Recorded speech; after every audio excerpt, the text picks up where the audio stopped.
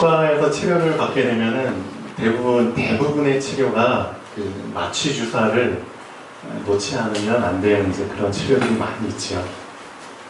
저도 이제 하루에 많게는 수십 번 이제 주사를 놓는데요. 환자들이 가장 그 치과 오기 싫어하는 이유가 주사 때문입니다. 주사만 안 놓으면 좀 치과랑 가까워질 텐데 그놈의 주사 때문에 오기 싫어하죠. 근데 이제 주사를 놓는 사람은 잘 몰라요. 맞는 사람이 얼마나 고통인지. 근데 이제 저도 이제 학교 실습할 때 이제 주사를 이제 여러 번 맞아봤죠. 이렇게 두 명이 팀을 짜가지고 서로 주사도 여기저기 놔보고 이제 사랑니도 뽑아보고 그랬습니다. 근데 주사를 제대로 놓지 않잖아요. 그러면은 이를 뽑을 때 환자분이 계속 아프다 그래요. 주사를 놨는데도 그 마취가 잘 안 돼가지고 아프다고 하시는 분들이 간혹 하나 있어요. 또 신경 치료할 때는 꼭 마취를 해야죠. 진짜 신경 건드리는 거 진짜 아프거든요. 자, 우리 신경 치료 지금 받고 계신 분들이 계실 텐데요. 자, 중요한 거는 그겁니다. 마취를 하려면 제대로 놔야 돼요. 제대로. 한 번을 놓더라도 제대로 놓으면은 그렇죠? 제대로 마취가 되죠. 환자분은 통증 하나도 안 느끼고 치료를 받을 수 있습니다. 우리 정재수 권사님이 아까 기도하실 때 그 내용 중에 자, 하나님께서 그렇죠? 말씀으로 이제 우리를 치료해달라고 이제 분명히 그 기도를 하셨습니다. 맞습니다. 치료를 다 받아야 되잖아요. 근데 제대로 치료를 받으려면 하나님의 말씀을 제대로 받아야지만 제대로 치료를 받겠죠. 이사야서 22장인가요? 이사야서 한번 찾아보시죠. 22장 23절에서 24절까지 보면은 아마 알고 계실 겁니다. 하나님의 그 말씀이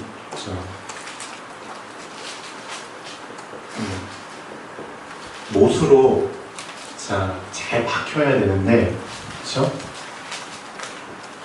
어디에 박혀야 되느냐?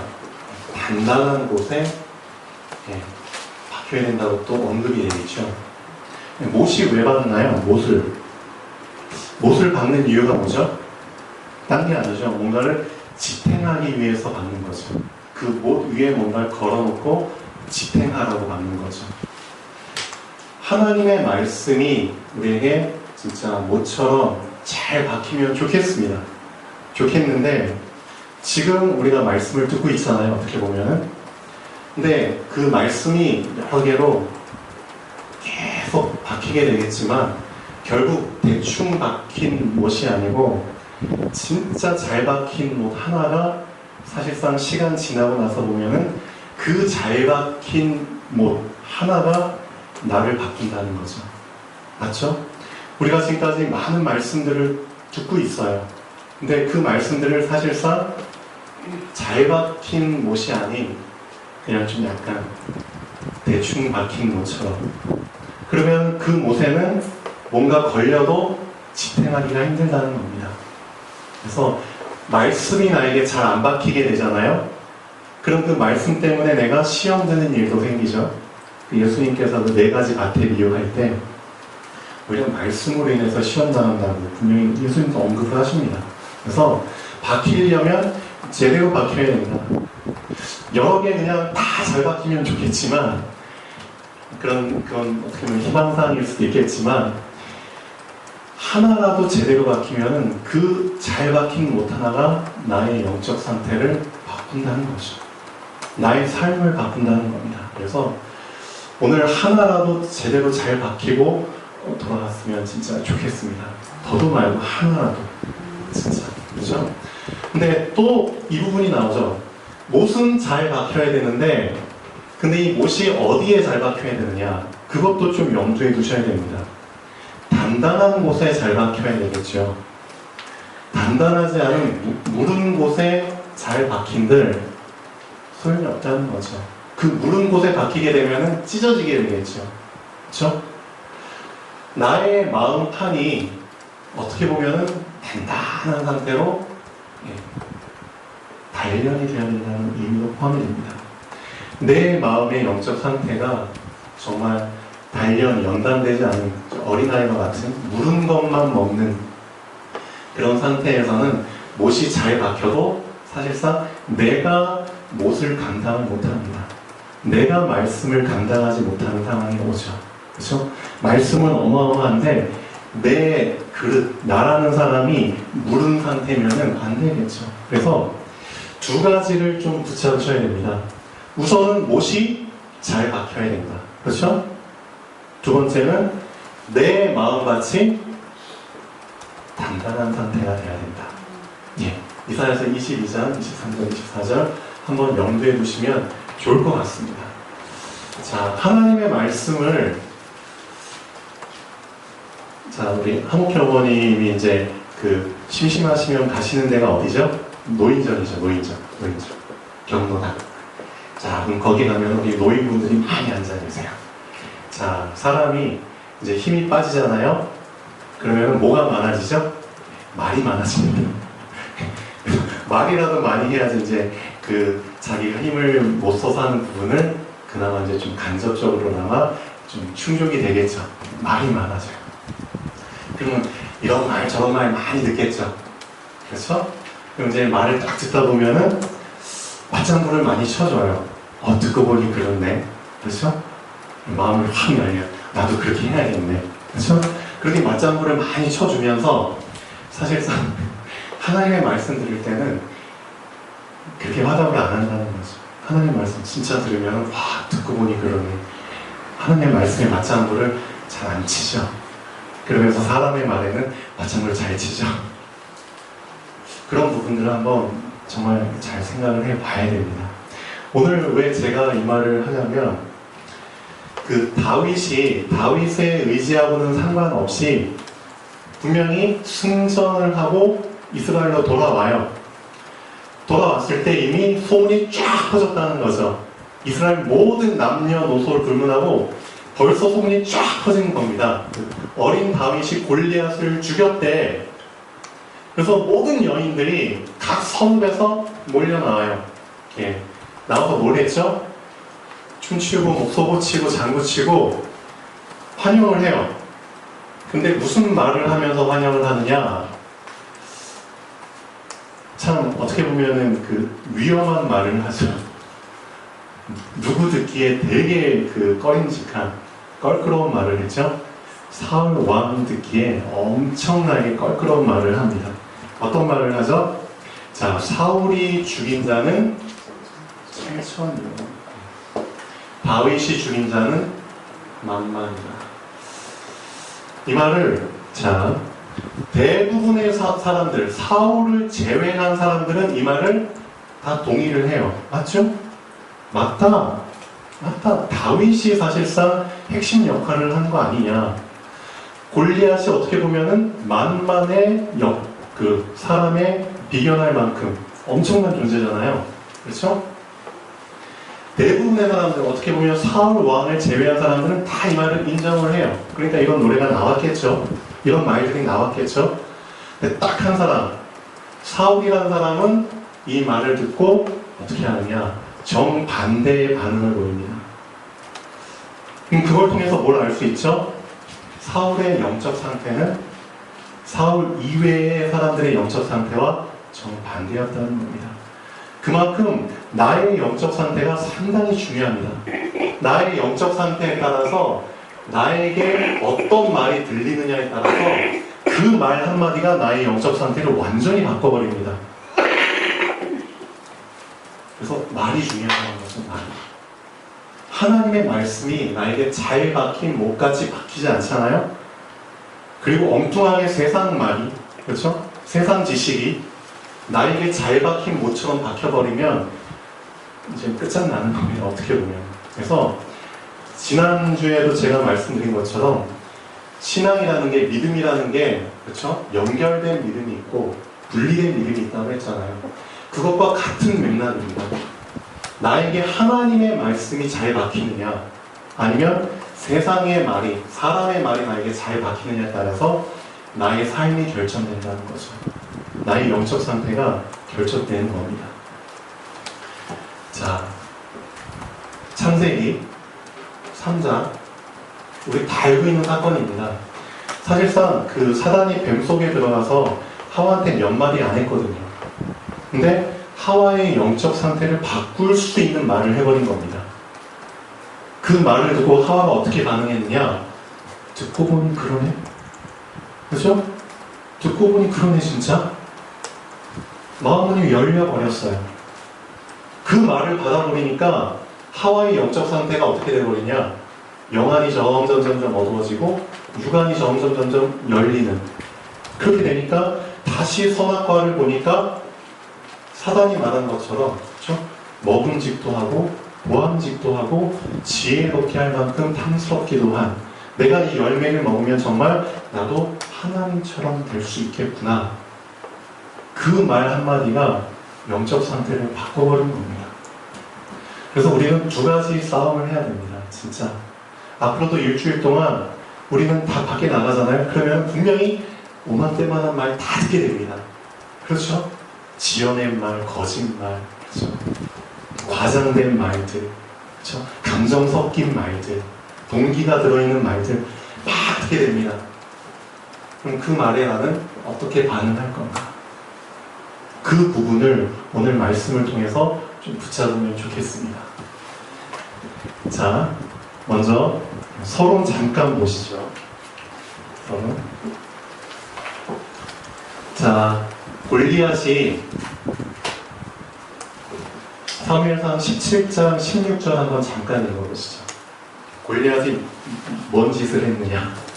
사무엘상 17장 16절.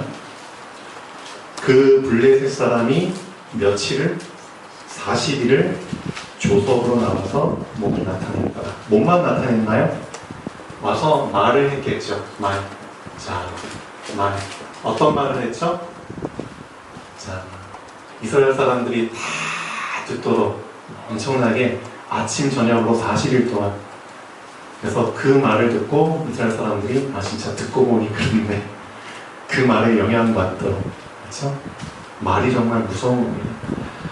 근데 사람의 입장에서 볼 때는 분명히 골리앗이 맞는 말을 했겠죠. 그렇죠? 자기랑 싸워서 이길 사람 없으니까. 정말 나랑 싸워서 너희가 이기면 우리가 너희 종 될 거고, 내가 이기면 너희가 우리 종 되는 거는 맞는 말이에요. 어떻게 보면. 그렇죠? 그런데 문제는 뭐냐면, 자, 본질을 놓친, 본질을 흐리게 하는 말이라는 겁니다. 진짜 하나님 입장에서 봤을 때는, 그렇죠? 본질을 놓치게 만드는, 하나님을 흐리게 만드는, 그렇죠? 본질을 놓치게 만드는 그 말을 골리앗이 한 겁니다. 근데 사람들은 본질을 놓쳐버리니까 이 말에 영향을 받을 수밖에 없죠. 40일 동안. 자, 이 40일 이후에 다윗이 나타났죠. 근데 40일이 주는 의미가 상당히 큽니다. 성경에 보면은 40이라는 숫자가 우연은 아닌 것 같아요. 참 여러 번 나옵니다. 그 중에 하나가 이 사무엘상 17장 16절인데, 어떻게 된 게 40일 딱, 그렇죠? 아침 저녁으로 나와서 막 얘기를 해요. 그리고 나서 골리앗은 어떤 생각을 했을까요? 이제는 우리가 진짜 대판 싸우면 우리가 이길 거야. 우리가 이스라엘 정복할 수 있어. 그렇죠? 이 40일은 이 정복하기 위한 예행 연습이야. 그렇죠? 그럼 기대에 부풀어가지고 더 이스라엘 사람들 막 쫄게 만들고, 이제 조금 보면은 진짜 전쟁이 일어날 거야. 싸움 일어날 거야. 우리가 이길 수 있어. 골리앗 입장에서 봤을 때는 이 40일이 어떤 승리를 위한, 그렇죠, 그런 예행 연습의 기간이었겠죠. 근데 아니라는 겁니다. 오히려 이 40일이 어떤 40일이었냐? 골리앗에게는 완전한 멸망으로 가기 위한, 그렇죠? 완전한 죽음으로 가기 위한 40일이었다는 거죠. 자, 40일이라는 기간 이후에는 분명히 뭐가 있냐? 하나님께서 새로운 시작을 하신다는 겁니다. 그 새로운 시작하기 이전에 하나님께서는 40일이라는 기간을 주셨다는 겁니다. 이 경우만 그랬을까요? 아니죠. 창세기 보면은 이 40이라는 숫자가 되게 중요하게 나온 부분이 있어요. 어디죠? 창세기 보면은 어디죠? 예, 맞습니다. 노아의 방주. 하나님께서 노아, 그래, 다 배 안에 들어갔냐? 짐승들도 한 쌍씩 다 들어갔냐? 좋다. 자, 문 닫았다. 절대 열지 마. 자, 내가 비를 내릴게. 홍수를 며칠 동안? 예, 40일 동안. 40일 동안 주야로 계속 비를 내립니다. 이 40일이 주는 의미가 뭐죠? 그렇죠? 노아와 그 배에 탄 사람들 제외한 사람들에게는 이 40일이 완전한 멸망으로 간 40일이었습니다. 그렇죠? 40일 이후에 그렇죠? 비가 그쳤죠? 그럼 이 노아에게는 새로운 시작을 하는 40일. 딱 며칠가 됩니다. 또 출애굽기 보시죠. 또 40일이 어디에 언급되죠? 어디 언급되죠? 40일 우선은 자, 모세가 시내산에 올라가죠. 자, 가서 하나님께 뭘 받죠? 예, 돌판 10계명 받죠. 며칠 있다가 갔나요? 올라가서 40일. 40일 동안 시내산에 올라가서 먹지도 않고 마시지도 않고 하나님과 대화하면서, 그렇죠? 돌판을 갔습니다. 자, 이 40일이라는 기간 후에 하나님께서는 10계명을 통해서 이스라엘 백성에게 새로운 시작을 또 하시죠. 자, 그 다음에 또 40일 어디 나오죠? 자, 민수기, 신명기, 여호수아. 자, 가나안 땅 정탐하죠. 며칠 동안 정탐했나요? 40일. 이게 우연은 아닌 것 같아요. 또 숫자놀이 하는 건 아니지만 제가 말씀드리고 싶은 거는 이 40일이라는 숫자 안에 담겨진 의미입니다. 과연 이 40일 속에 하나님은 어떤 의미를 부여하셨는가? 그렇죠? 이 40일 안에는 참 여러 가지 의미가 들어있어요. 자, 정리할 건 다 정리해라. 그렇죠? 버릴 건 다 버려라. 그렇죠? 망할 건 다 망해버려라. 죽을 건 다 죽어버려라. 그리고 나서 내가 새롭게 뭘 하겠다? 시작하겠다. 그런 의미가 들어있습니다. 나에게도 이런 40일의 기간이 있다는 겁니다. 정확히 숫자 40일을 의미하는 게 아니고요. 이런 40일과 같은 의미의 시간들이 나에게 있다는 겁니다. 이 시간을 통해서 하나님이 나에게 주시기 원하시는 거는 너 아직 결단 못 내린 거 있다. 이 기간 안에 쇼부를 봐버려라. 결단해라. 너 아직도 못 버린 거 있다. 버려라. 그렇죠? 아직도 정리 안 된 거 있다. 정리해버려라. 아직도 못 죽인 게 있다. 다 죽일 건 죽여버려라. 그리고 내가 새로운 시작을 하겠다. 이것을 진짜 잘 캐치할 수 있는 사람이 사실상 하나님과 연결된 사람입니다. 연결된 믿음을 가진 사람은 나에게 오는 이 40일 그거 진짜 절대 안 놓칩니다. 아, 하나님이 나에게 이런 기간들을 주셨구나. 그렇죠? 계속 하나님의 뜻과 계획을 구하죠. 아, 사인을 주시잖아요. 그렇죠? 이런 것들을 내가 이 40일이라는 기간 동안에 풍성하게 받아들입니다. 그리고 준비를 합니다. 그래야 하나님이 새로운 시작을 하십니까? 또 어디에 40일이 나오죠? 자, 골리앗도 마찬가지고 예수님께서 자, 공생이 시작하셔야 되잖아요. 세례 요한으로부터 세례를 받습니다. 그러고 나서 곧장 공생에 사역하신 게 아니잖아요. 40일 동안 광야에 가서 금식하십니다. 그럼 예수님도 그 40일 동안에 뭘 하신 거죠? 그리스도가 되시기 위한, 그래서 준비 작업을 하신 겁니다. 누구한테 시험을 봤죠? 사단에게 시험 봤습니다. 몇 가지 봤죠? 3가지 봤습니다. 이 3가지를 통과해야만 합니다. 왜냐? 이 3가지 시험이 주는 의미가 있기 때문입니다. 그렇죠? 첫 번째 시험, 돌이 변화에 떡이 되게 하라. 그렇죠? 이걸 통해서 어떻게 보면은 선지자의 그렇죠? 미션을 완수하지 못하도록 시험을 하는 겁니다. 사람이 떡으로만 사는 게 아니라 하나님의 입에서 나오는 모든 말씀으로 사는 것이다. 이 역할을 하는 게 선지자잖아요. 그렇죠? 선지자 역할을 해야 된 예수님이 만약에 사단의 유혹을 받아가지고 돌을 떡으로 만들어서 먹어버리면 말이 안 되는 거잖아요. 그렇죠? 그 다음에 제사장의 역할을 못하도록 시험을 해버리죠. 높은 곳에서 떨어져라. 그 말씀에 근거한 대로 천사가 너를 받쳐줄 거야. 그러니까 말씀이 그렇게 나오니까 너 한번 그렇게 해봐. 근데 예수님 분명히 말합니다. 말씀을 가지고 시험하지 말아라. 그렇죠? 말씀을 이용해 먹지 말아라. 말씀을 이용해 먹는 것만큼 큰 죄가 없다. 난 제사장의 역할을 할 사람인데 어떻게 하나님의 말씀을 내 사리사욕을 위해서, 그렇죠? 내가 말씀을 이용하느냐? 아니라는 거죠. 너희 하나님을 시험하지 말아라. 그렇죠? 그래서 특히 여러분들 사역자로 지금 이렇게 쓰임 받으셔야 되잖아요. 하나님의 말씀을, 그렇죠? 나의 동기를 이루기 위해서 사용하면 안 되겠죠. 많은 목회자님들이 항상 주의해야 될 부분입니다. 그렇죠? 세 번째, 왕이 되지 못하도록 어디로 끌고 올라가죠?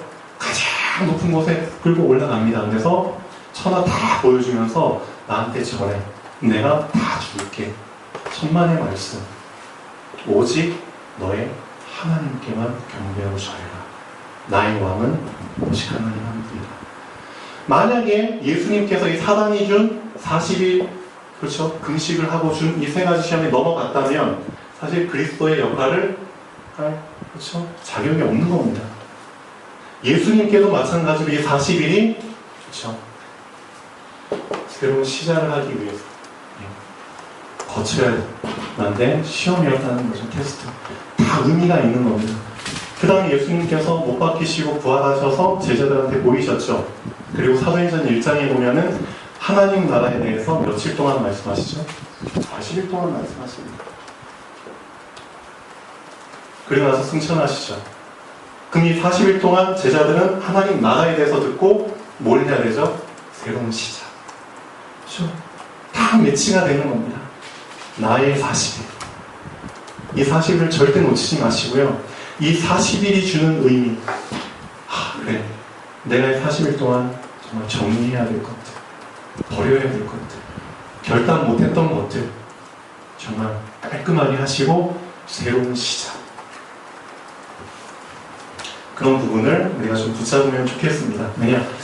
이 40일 좀 언급한 이유가 골리앗도 마찬가지죠. 본인은 이 40일 지나면은 본인 세상이 올 줄로 생각했는데 정반대죠. 골리앗 입장에선 완전한 멸망, 다윗 입장에서는 새로운 시작. 골리앗을 죽이고 나서 다윗에게 새로운 인생이 시작되잖아요. 딱 맞습니다. 우리도 하나님께서 그런 기간 후에 새로운 시작을 하십니다. 이 부분을 정말 놓치지 않으면 좋겠습니다. 자, 하나 더 말씀드릴게요. 창세기 21장 한번 보시죠. 우리가 꼭 붙잡고 넘어가야 될 부분이라서 이 부분을 좀 언급하고 지나가겠습니다. 창세기 21장 8절부터 21절까지입니다. 여기 어떤 사건이 나오냐면은 아브라함이, 자, 분명히 아내의 사례가 있잖아요. 사례. 근데 자식을 못 낳죠. 그래서 사례가 자신의 여종 하갈을 줍니다. 그래서 자식을 낳게 하죠. 그 낳은 자식이 이스마엘이죠. 그런데 아브라함이 이제 100세가 되고 나서 또 사례를 통해서 자식을 낳죠. 이삭입니다. 근데 이미 이스마엘을 낳아버렸어요. 그렇죠? 이스마엘은 이제 좀 어린 소년이 됐겠죠. 그리고 이삭이 태어났어요. 근데 이스마엘이 이삭을 막 괴롭히네요. 하갈이 괴롭히네요. 그러니까 사례가, 자, 아브라함을 막 쫓아내라. 근데 이런 구절이 나옵니다. 창세기 21장 보시면은 어떤 구절이 나오냐면 아브라함의 그 상태를 아주 리얼하게 묘사를 해줍니다. 21장 8절부터 보시면은, 자, 11절에 보면 아브라함이 그의 아들로 말미암아 그 일이 어떻게? 매우 근심이 되더니. 자, 상당한 근심이 되죠. 왜 근심할까요? 근심하는 이유는 쫓아낼 수 없거든요. 그렇죠? 자기 몸에서 난 아들인데 그걸 어떻게 쫓아내느냐. 내 혈육인데. 그렇죠? 인정. 근데 하나님께서 아브라함 편을 드시는 게 아니라 누구 편을 드시냐면은 사례 편을 드십니다. 어떻게 보면 인정적으로 볼 때는 진짜 매정한 거죠. 근데 왜 하나님께서 반대편을 드시느냐? 우리는 그걸 붙잡아야 됩니다. 너는, 그리고 이삭은, 너는 너의 길이 있어. 그리고 나는 너의 길을 이미 계획했고, 그리고 그 계획을 내가 이룰 거야. 그 길을 내가 책임질 거야. 마찬가지로 이스마엘에게도 이스마엘의 길이 있어. 그리고 그 길을 내가 책임져 줄 거야. 그러니까 너는 너의 길을 가면 돼. 그겁니다. 인정에 매여가지고, 혈육에 매여가지고 너의 길도 애매하게 되고 이스마엘의 길도 애매하게 되는 그런 상황 만들지 마. 이런 상황이 우리한테 많이 오죠. 그렇죠? 정에 매여가지고 진짜 하나님이 나에게 계획하신 나의 길이 있거든요. 2017년도에 원단 메시지 정말 우리에게 중요한 메시지입니다. 하나님이 주신 나라는 게 있어요. 하나님이 주신 나. 근데 인정에 매여가지고 이걸 발견을 못하게 되면은, 그렇죠? 그 나와 다른 사람들과 연결된 내가 막 섞여버립니다. 되게 막 섞이면은 내가 힘들죠. 진짜 꼬이는 상황들이 계속 일어나게 됩니다. 그래서 분명히 말씀하셨잖아요. 하나님이 주신 나가 있다. 하나님이 만드신 내가 있다. 그리고 하나님이 주신 나의 길이 있는 거야. 그 길을 가는 거다. 하나님이 주신 나의 업이 있어. 하나님이 주신 나의 현장이 있어. 이 길 위에서 사실은 다 찾는 거야. 너는 그 길을 발견하고 그 길을 가면 돼. 그리고 그 길을 내가 책임져 줄 거야. 딴 사람은 어떻게 해요, 그럼? 딴 사람은 어떻게 해요? 걱정하지 마. 너의 길을 내가 계획하고 책임진 것처럼 그의 길도 내가 책임져. 정말 책임지는지 안 지는지 한번 보시죠. 창세기 21장.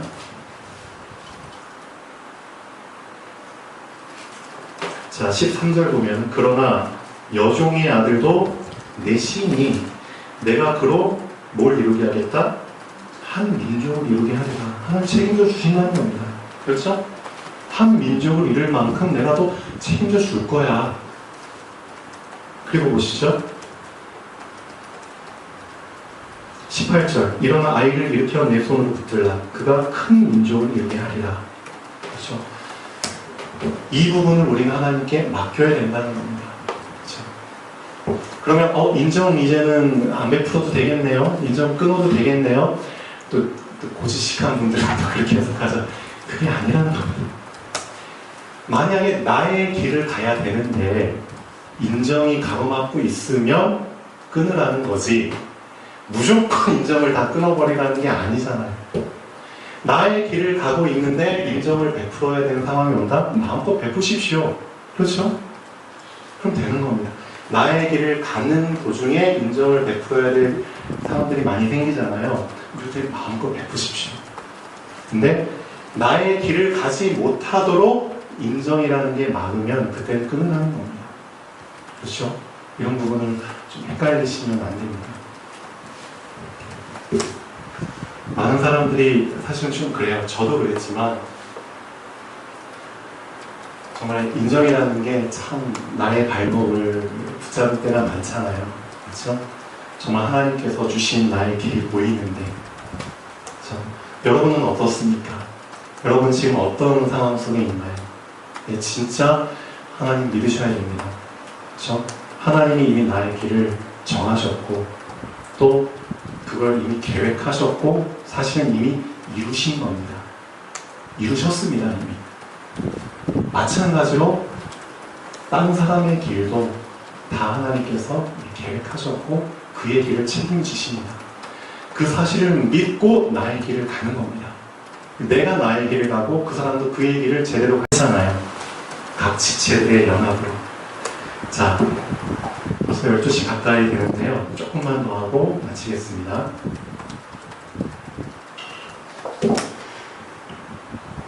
자, 결론 보시죠. 말 한마디로 사람의 영적 상태가 완전히 바뀔 수 있습니다. 그렇죠?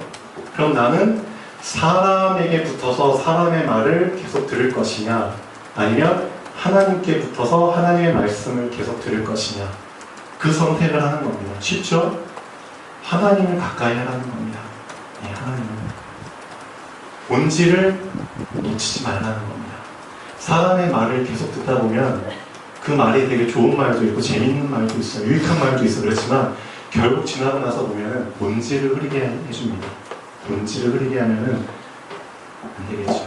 그래서 뱀의 말 한마디로 하와의 영적 상태가 완전히 바뀌어 돌이킬 수 없는 죄를 지은 것처럼 알고 있죠. 사단은 지금도 말 한마디로 많은 사람들을 무너지게 하고 있습니다. 그래서 사람 말하는 거 좋아하지 마시고요. 목사님도 항상 강조하시잖아요. 특히 아줌마들 사람 말 모여서 하는 거 좀 많이 참으시고 하나님 말씀 많이 하십시오. 진짜 그렇게 하셔야 됩니다. 말로 본질을 흐리게 만드는 사단의 계략을 이길 수 있는 길은 본질 근본이 되시는 하나님의 말씀을 더욱 강하게 붙잡는 것 말고는 없습니다. 그래서 항상 강조하시죠. 하나님의 말씀이 나에게 각인되고 뿌리 내리고 체질되어야 된다는 이유가 거기에 있습니다. 자, 사울이 영적 상태가 삐리리 해가지고 그 사람들의 말, 사울은 천천히요, 다윗은 만만히요. 그 말 한마디로 이제 새로운 국면을 맞이하게 되지만, 그렇죠? 우리가 이런 상황이 될 필요는 없잖아요. 그렇죠? 기도하겠습니다. 살아계신 하나님 아버지, 정말 감사드립니다. 오늘 본문 말씀처럼 우리의 영적 상태가 본질을 흐리게 하는 사람의 말과 세상의 말에 영향받는 그런 것이 아니라 항상